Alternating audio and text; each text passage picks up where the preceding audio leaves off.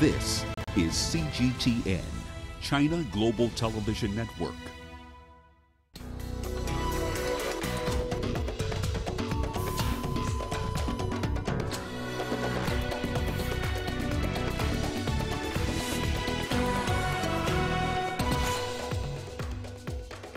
Chinese President Xi Jinping concludes a three-nation European tour. We look at the key achievements. The UN Secretary General says the deadly tropical storm in southern Africa can be linked to effects of climate change. And Algerians await a decision on whether President Bouteflika is fit to continue as president after a statement by Army Chief.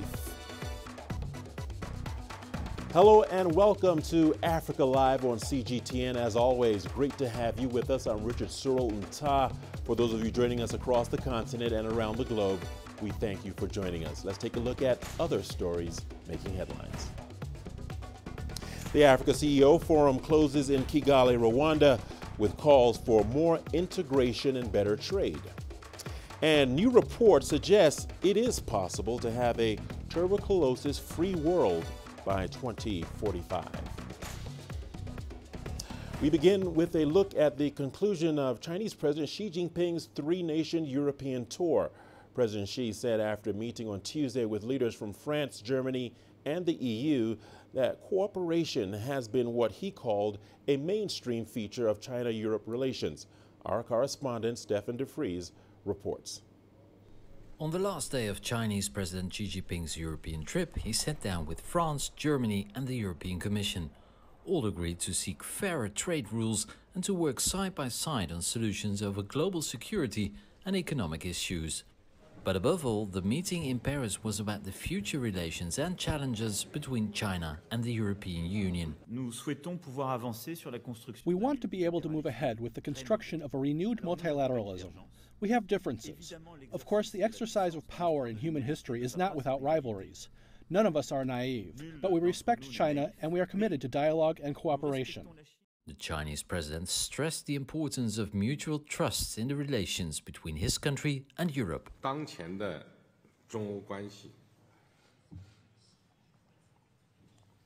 For today's China-EU relationship, cooperation is a defined feature, even though there are differences or competition to some extent. Such competition is constructive, and cooperation always outweighs competition. We cannot let mutual suspicion get the better of us, and we must not always have to be guarded against each other. One project that could benefit is China's Belt and Road Initiative. Although European countries are still reluctant to join the initiative, some are considering joining it. Germany wants to participate in the Belt and Road Initiative. I believe this is a very important project. We, as Europeans, want to play an active part in the project, and that must lead to a certain reciprocity. So in spite of all the differences, the EU and China are now ready to confront the changing world together. And that in itself means a remarkable new chapter in the relations between the two. I'm Stefan de Vries for CGTN in Paris. Meanwhile, President Xi proposed joint efforts in three areas when meeting with the European leaders. First, upholding multilateralism. President Xi stressed the importance of an international system based on the UN Charter, saying China wants to work with Europe in areas like climate change. His second point, building a prosperous Eurasia. The president said China is willing to align the Belt and Road Initiative with the EU-Asia connectivity strategy and to produce benefits for all involved parties. And finally, Xi said mutual trust matters a lot. He urged both sides to take the lead in upholding peace, development, and win-win cooperation and make the pie of cooperation bigger. Well, French President Emmanuel Macron said China's Belt and Road Initiative is significant and can play an important role in world peace, stability, and development. He proposed that the EU align its development strategy with the initiative to promote Eurasian connectivity. The German Chancellor agreed, saying EU countries should actively discuss participation in the BRI. She also proposed to host leaders meeting between the EU and China next year. All right, let's now turn to the devastation caused by Cyclone Idai in southern Africa. Health officials now say there have been 5 confirmed cases of cholera in Mozambique in the wake of the tropical storm. A UN agency says nearly 2 million people are in need of humanitarian assistance in Mozambique. Cyclone Idai flattened homes and caused massive flooding after slamming into Mozambique, Zimbabwe, and Malawi, causing infrastructure damage worth $1 billion. Receding floodwaters in Mozambique have allowed greater access to those stranded for more than a week. The United Nations World Food Program has designated Mozambique a level 3 emergency, placing it on par with Syria, Yemen, and South Sudan. The United Nations Chief Antonio Guterres says the storm is another reminder about the dangers of climate change. Let me also underscore that Cyclone Idai was an uncommonly fierce and prolonged storm, yet another alarm bell about the dangers of climate change, especially in vulnerable, at-risk countries. Such events are becoming more frequent, more severe and devastating, and more widespread, and these will only get worse if we do not act now. The death toll across the 3 countries is at least 700, but with hundreds still missing.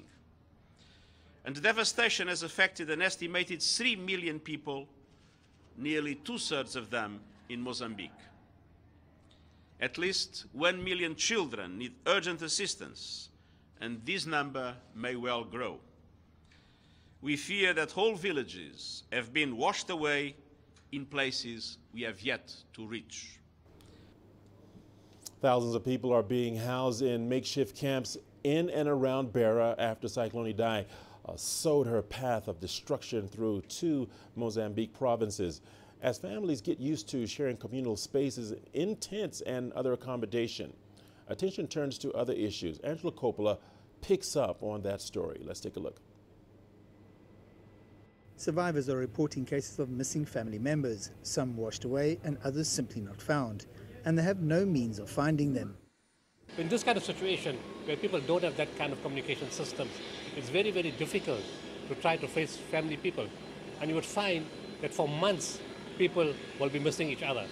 The other question is, they don't know if the family person got washed away, what happened to the person?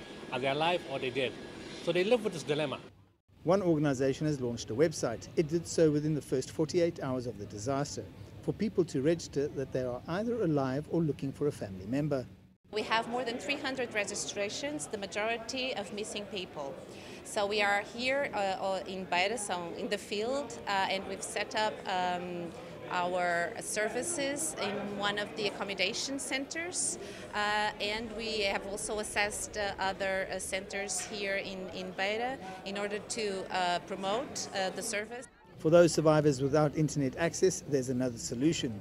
We're also registering in the field the ones that are looking for their family members, or they still want to register as alive, but because there is no internet connection, we are registering this manually, and then we'll upload this information and cross-check data.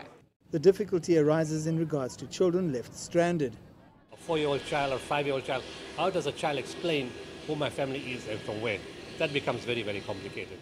Agencies have come across this situation before and resolved it in a fairly straightforward manner. We don't use personal data. We use, for example, registration numbers plus a photo of the child. So this is for protection of identity, because we want, of course, to protect children. For example, we don't say where these children are. So we do protect, for example, their locations.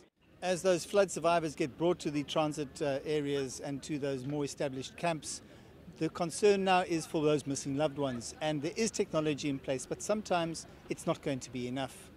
I'm Angelo Coppola for CGTN in Beira, Mozambique. Meanwhile, a fresh consignment of medical supplies from South Africa has made its way to flood-ravaged regions in Mozambique. Rescue crews have been working around the clock to save thousands of people stranded since Cyclone Idai made landfall more than 10 days ago. CGTN's Julie Shire was at Waterkloof Air Force Base outside Pretoria and filed this report. It's turning into a humanitarian crisis for southern Africa, rated by the United Nations on the same scale as Yemen and Syria. Cyclone Idai hit Mozambique more than 10 days ago, spreading to Malawi and Zimbabwe. This is our biggest water crisis in terms of where we have to rescue people from the water in the 26 years as at Gift of the Givers. This is the biggest for us. And it was also a challenge for our people on the ground because not only was Mozambique affected, but also Zimbabwe. Rescue workers have been working tirelessly, plucking people from the water. Aid has been trickling in from South Africa and elsewhere. But there's hope that it will now flow easier as floodwaters recede and roads are reopened. NGO Gift of the Givers and the military have led the relief effort from South Africa.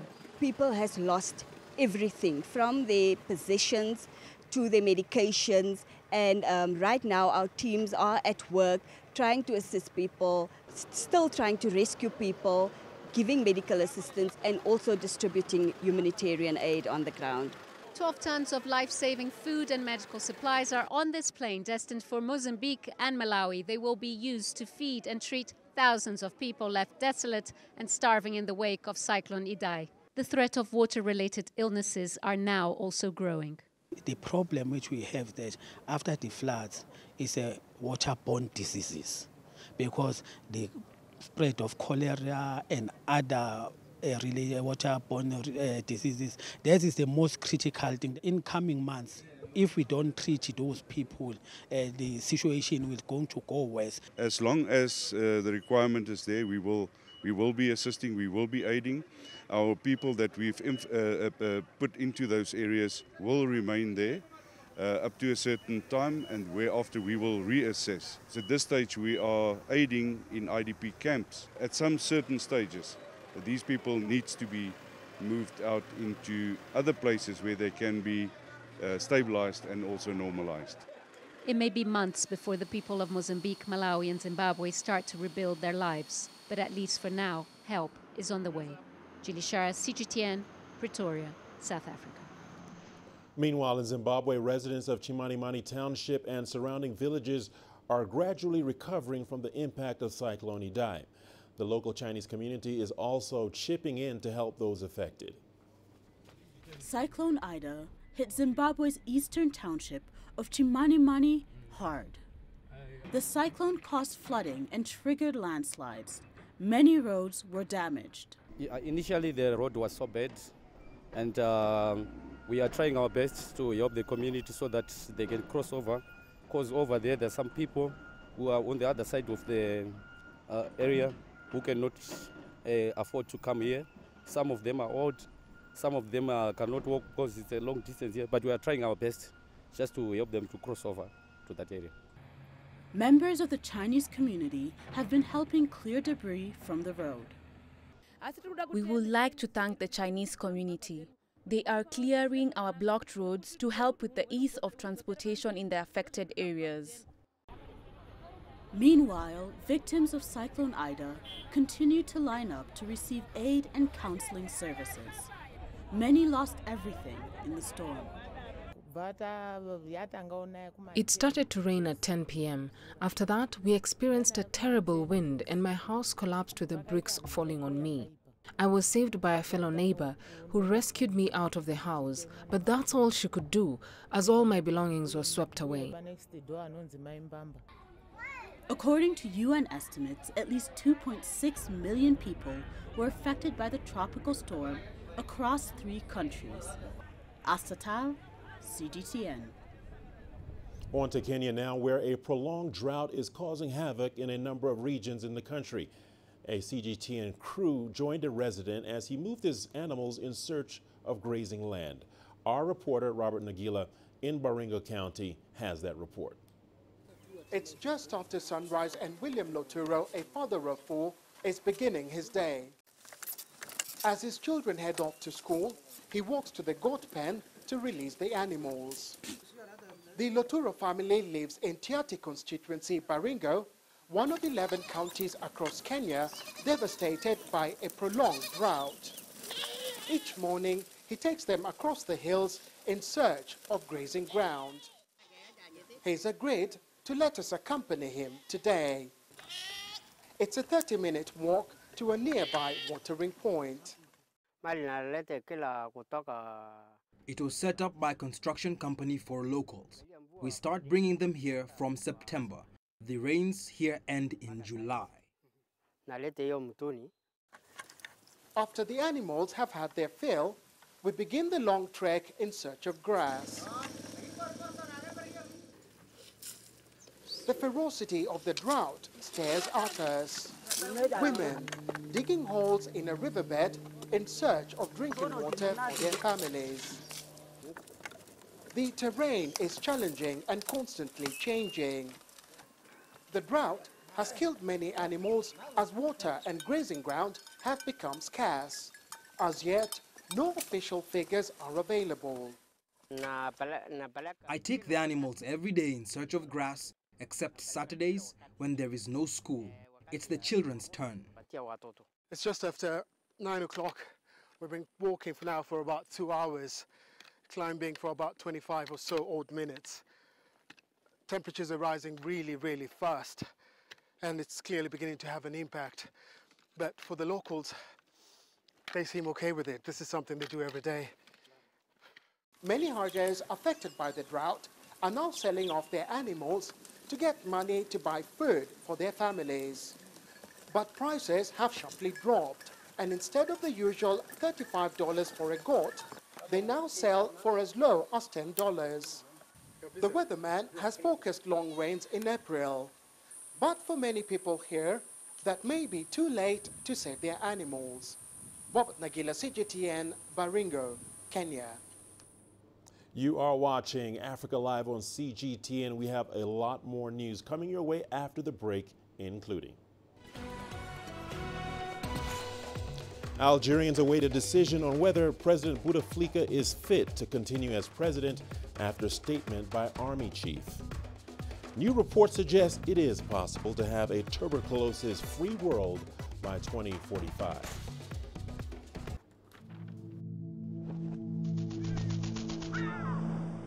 How will your world change today? What happens here? What happens there? Or what you make happen for yourself. If it matters to you, it matters to us too.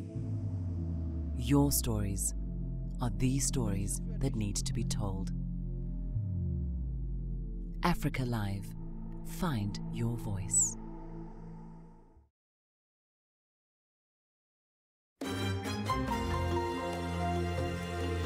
Africa Live. Find your voice.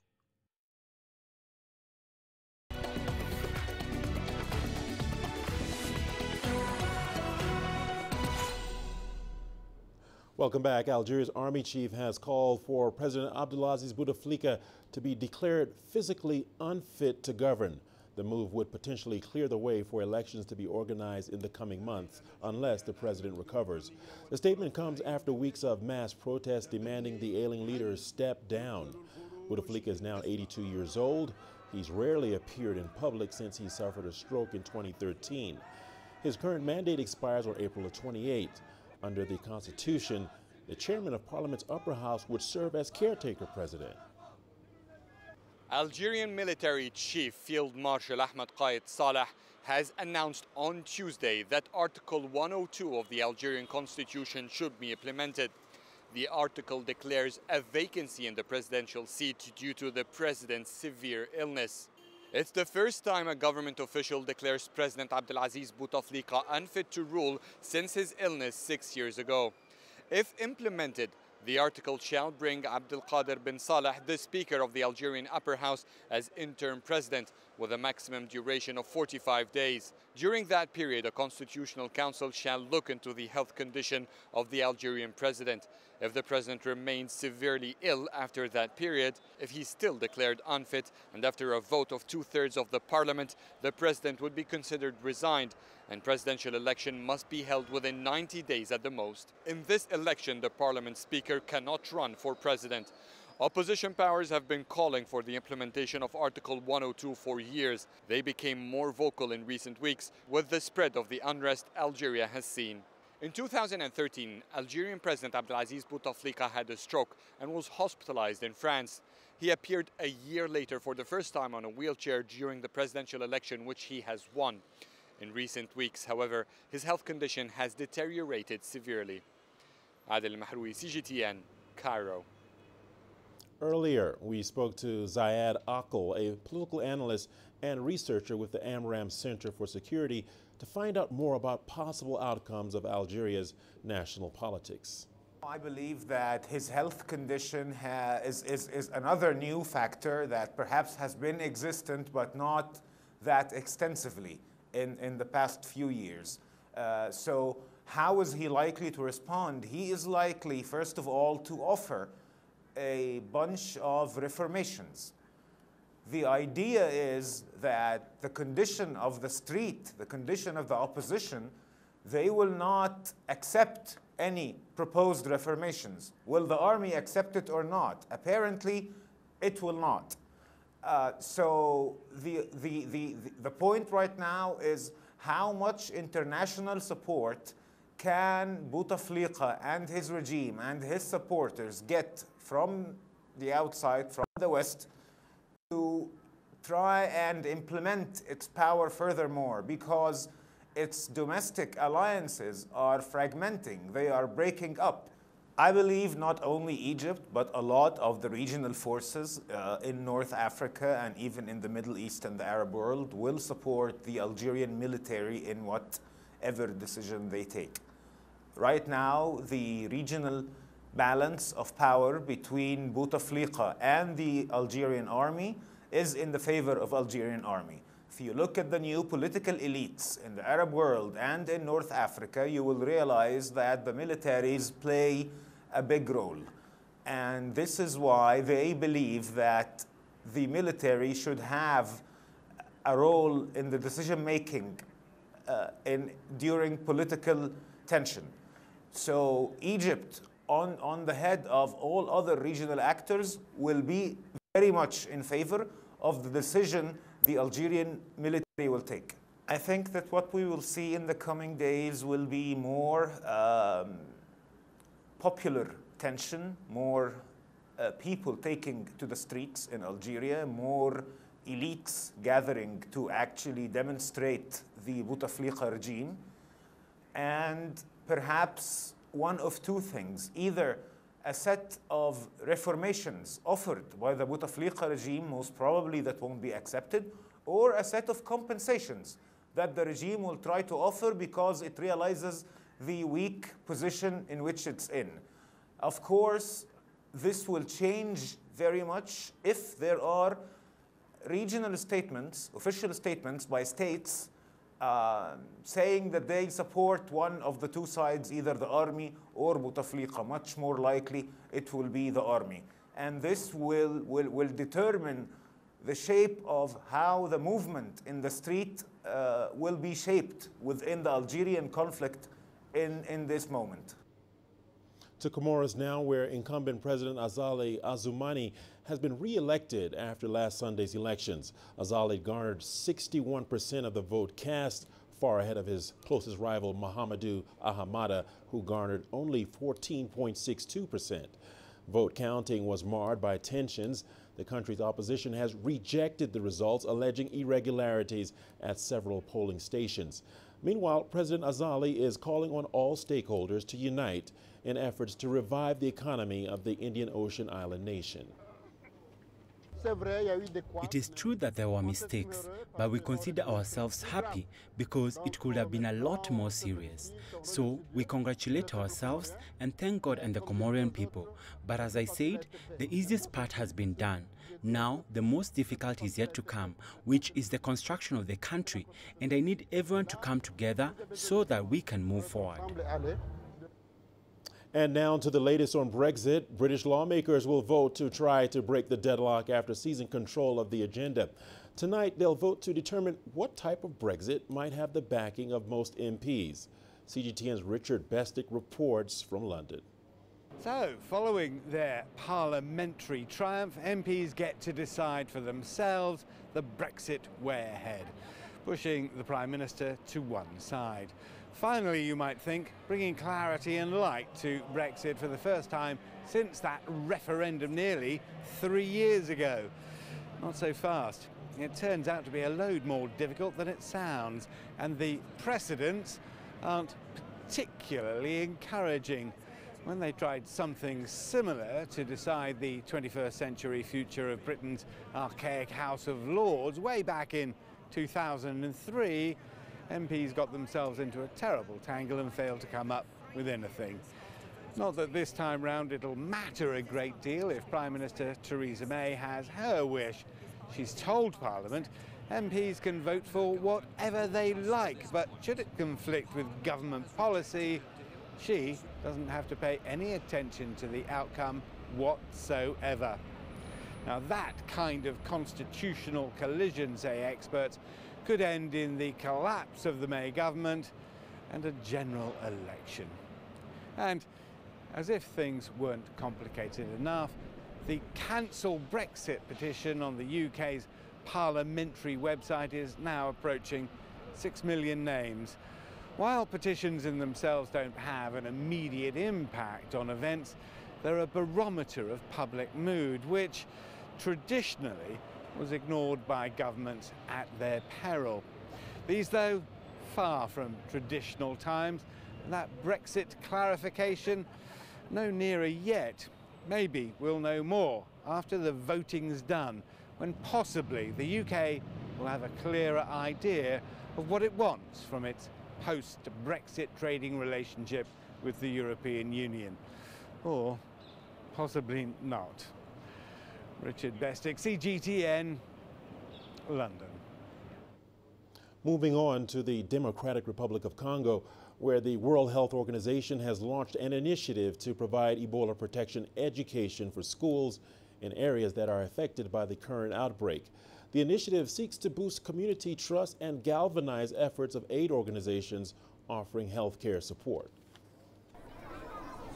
The unwanted 1,000 Ebola case milestone in DRC highlights how community engagement is key to realizing reduced infection rates, and school children have now been co-opted into an awareness campaign.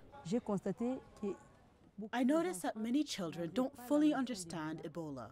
One student asked me, why do we have to wash only our hands, not the whole body? And this is why I decided to go from school to school to raise children's awareness about the disease. Katungu works closely with school directors to ensure the information reaches the young and most vulnerable. We have children who are the messengers to their parents. Children are curious. They question everything. This is why I find that this messaging comes at an important time.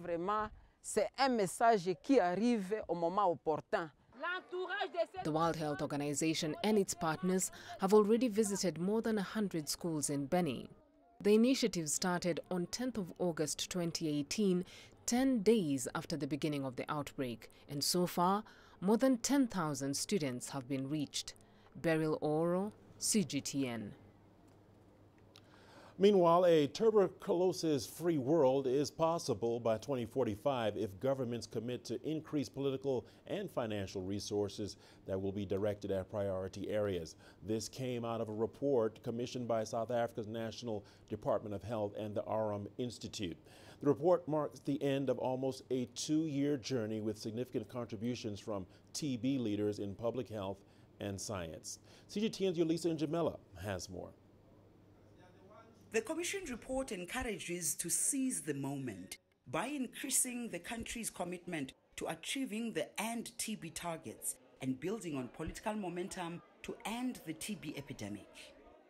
TB is one of the top 10 causes of death worldwide. This is in spite the fact that the disease is preventable and curable. People with battered immune systems, like those living with HIV, are at greater risk of being infected with TB. This report indicates that the disease kills at least 1.6 million people each year. and the quality of care for TB patients remains inadequate.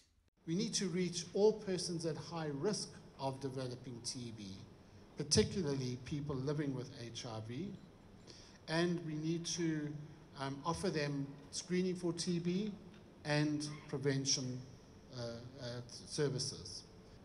We need to be reminded that TB is a disease of poverty, and that where people in poverty seek care is often not where we provide it. And so we need to think differently around how we provide those services. TB alone in South Africa kills more people annually than HIV and AIDS, and in combination, the two diseases are lethal. TB patients defaulting on medication is one of the major problems in dealing with this disease, leading to multi-resistant tuberculosis. Activists and health experts say adherence is key. It doesn't matter how difficult the road is, you need to adhere to the treatment. It does not matter how big the pills may look. I'm standing here because I decided. I made that huge decision to adhere to those heartbreaking pills. This report also deals with the challenge of the missing millions of TB patients. Remember at the United Nations high-level meeting, one of the 5 asks, was to ask heads of state to help us mobilize resources to find what we call the 4 million missing people. Because it's estimated that in the world we now have 10 million people who are infected with TB, but only 6 million are on treatment. The other 4 million, we know they are out there, but we also know that each one of them has got the capacity to infect 15 others. The report emphasizes that commitment is needed on a global scale to eradicate the disease. Yolisa Njamela for CGTN in Tembisa, South Africa.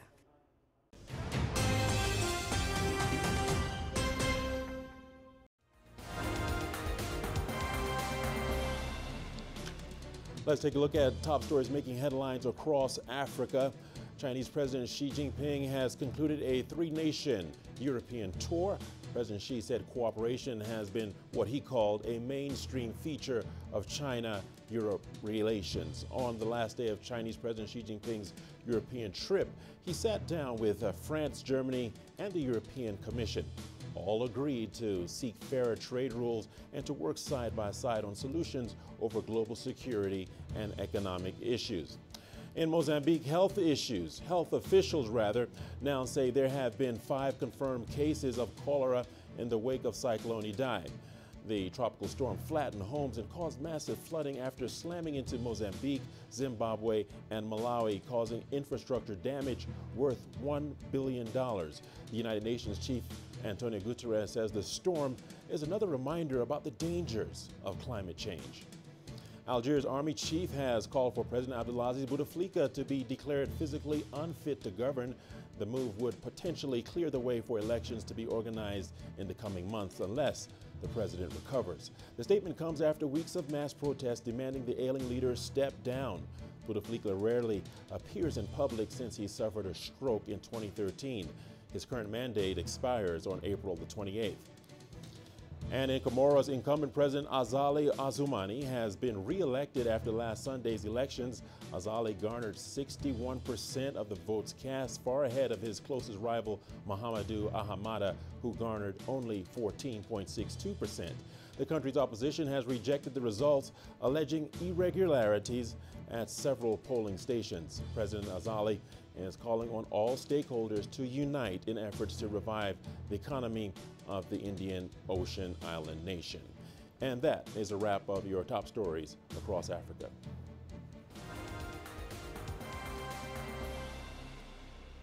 You're watching Africa Live on CGTN. We've got your business news coming up. Let's take a look at the headlines.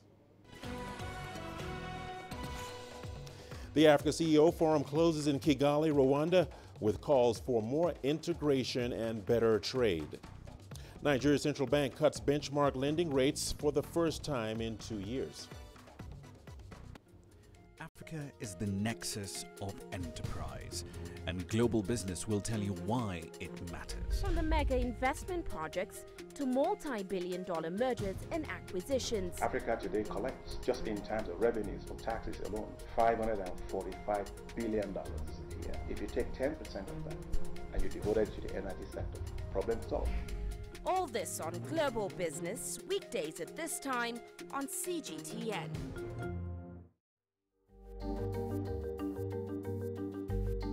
Africa Live. Find your voice.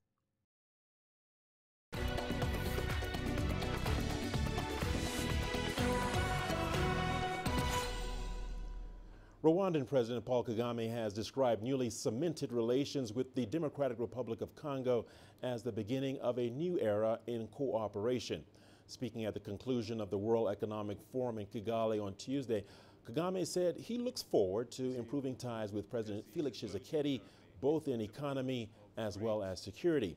Asked about the ongoing impasse with neighboring Uganda, the Rwandan leader said efforts to resolve issues had been dampened by petty things and bad politics. Uganda has been accusing Rwanda of blocking their shared border, disrupting the ease of trade. President Tshisekedi emphasized the need for the region to work together and boost its economy. If we can't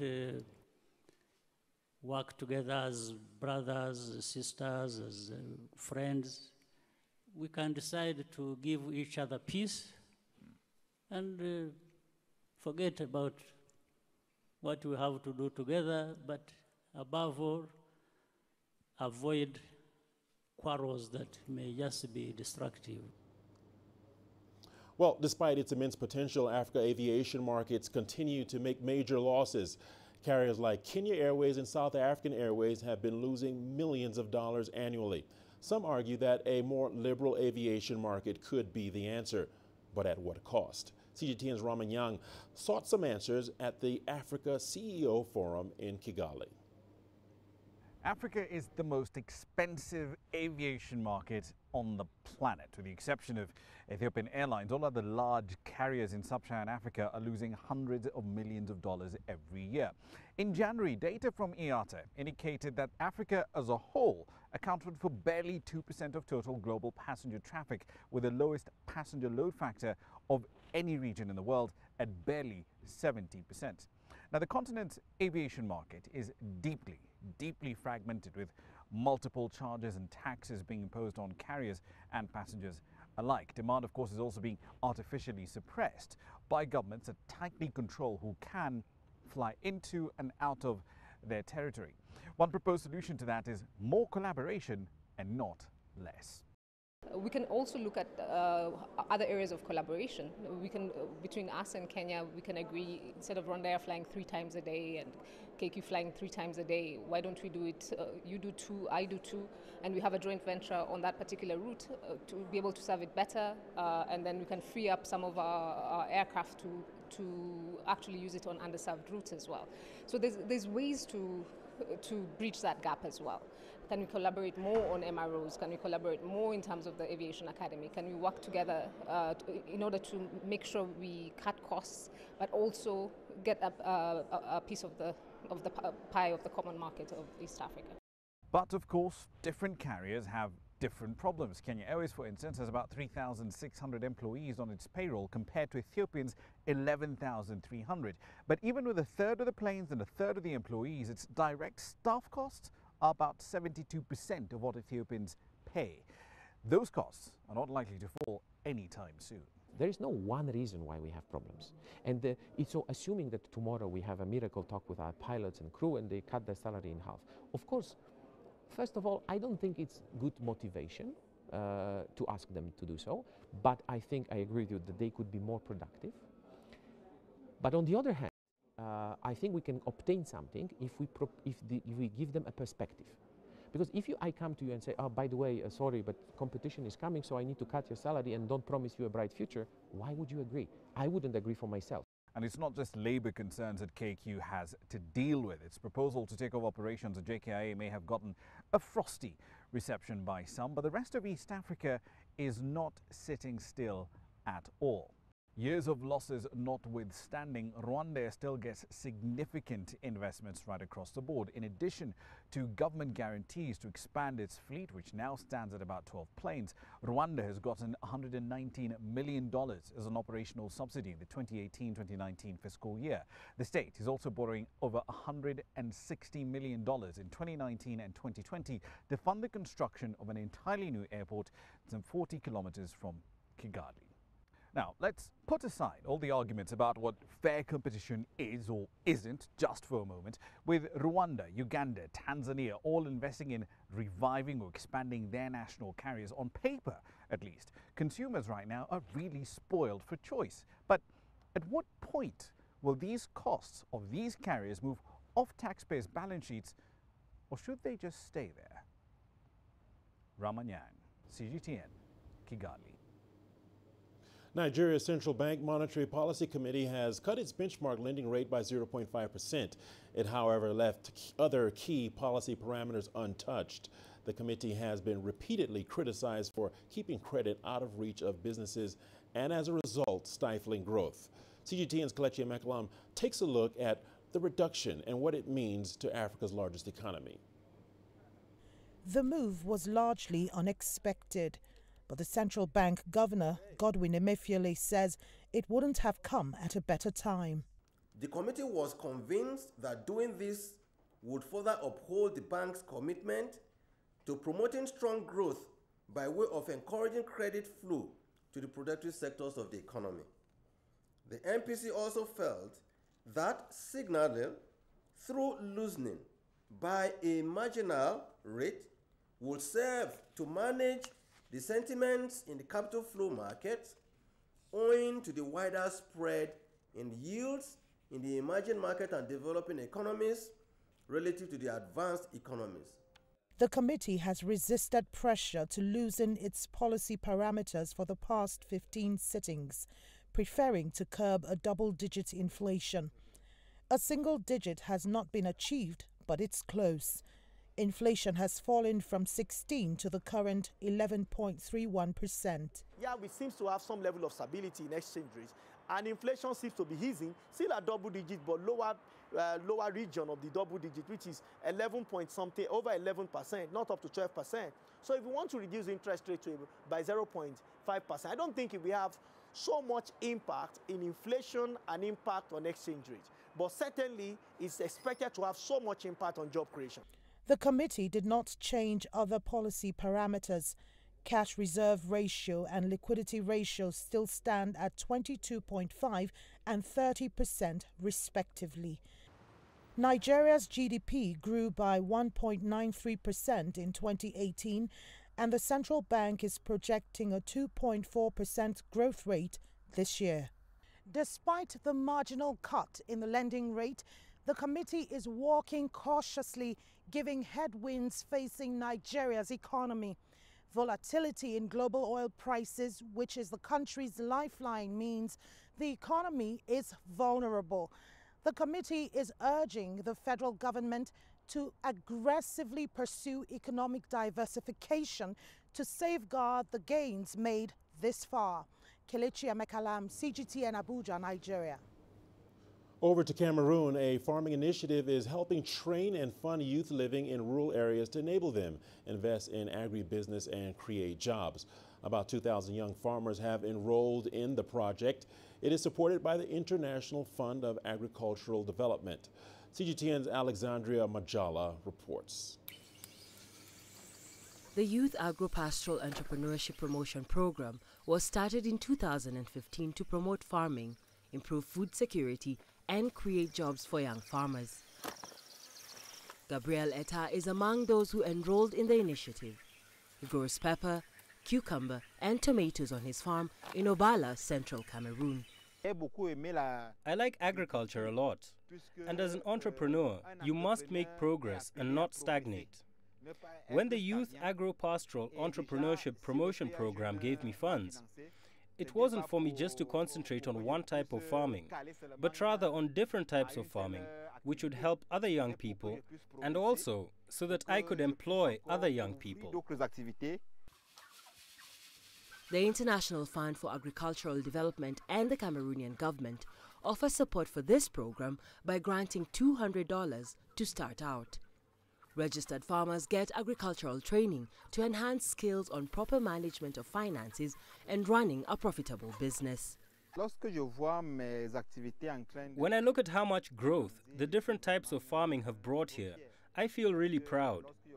When I plant cucumbers and see them grow, I feel a sense of pride because of all the effort I've put in. I also think that when I put my produce on the market, it will bring me a certain amount of money. Through this business, Nta has managed to provide employment for 3 other young people. On a good month, he makes $800 from his farm business. He sells his produce to traders who buy in bulk and later sell the vegetables and poultry on the local market. I like buying chicken from him because he sells organic chicken. What I like about him is that every time I need to buy chicken, he's always ready to sell one. He's not the type of vendor who will tell you to come tomorrow only to find that he has no chicken. The program aims to train over 25,000 young people and create over 5,000 agricultural businesses. For entrepreneurs like Nta, this initiative has provided a boost in their income and expansion of businesses. Alexandria Majala for CGTN. Well, you're watching Africa Live on CGTN. We're not done just yet. We have a lot more news heading your way. Here's a sneak peek at what's ahead. We hear from an acclaimed teenage activist campaigning to keep girls in school. The greatest journeys, the greatest sights, the greatest adventures. Here in Kanata, this weir allows the locals to walk on water. We're far more than just TV news. We're your passport to the wonders of Africa. To bring you stories of struggle, survival and hope.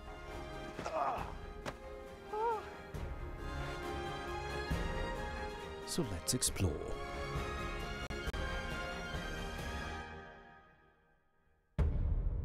CGTN. See the difference.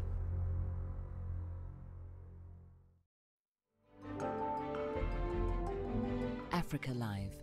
Find your voice.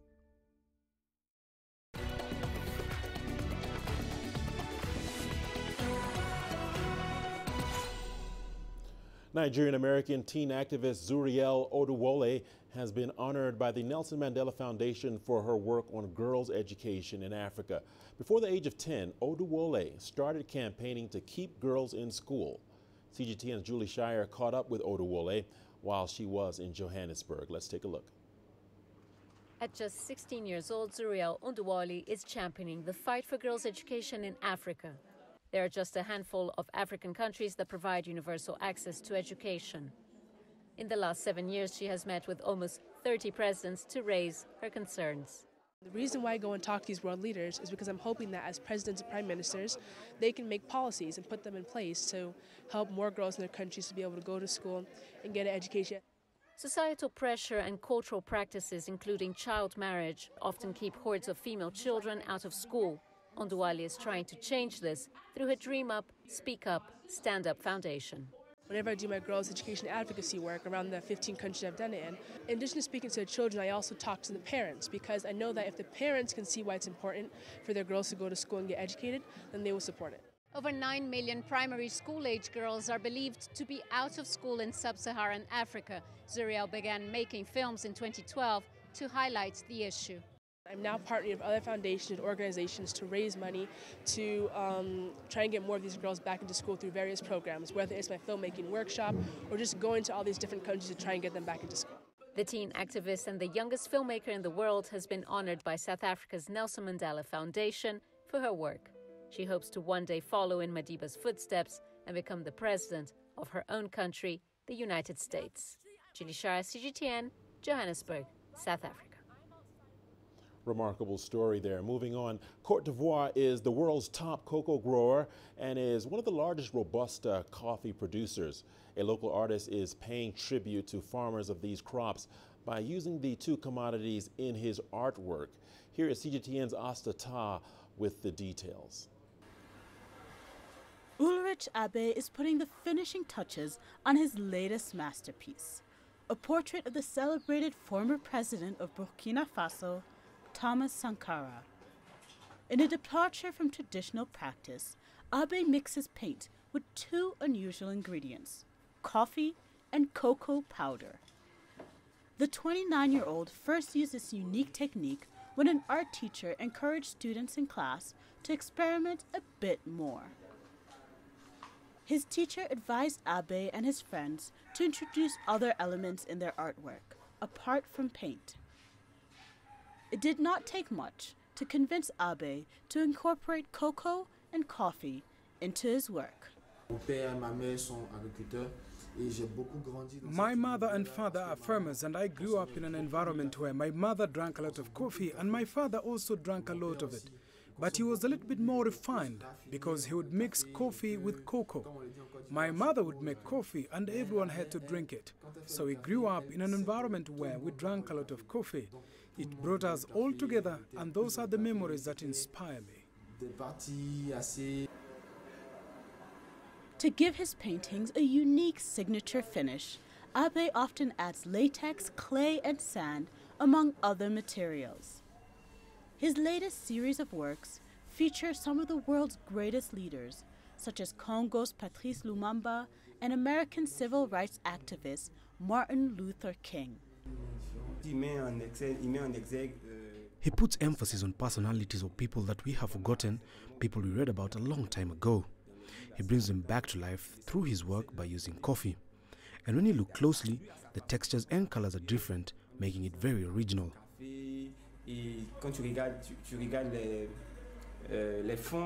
Abe's paintings sell for around $500. Through his art, Abe seeks to explore different themes such as cultural identity and migration. He also plans to hold his first exhibition in September this year. Nta, CGTN. All right, this is Africa Live on CGTN. We've got your sports news coming up after the break. Here's a look at the headline. Egypt's Al Ahly wins the Africa Women's Volleyball Championship.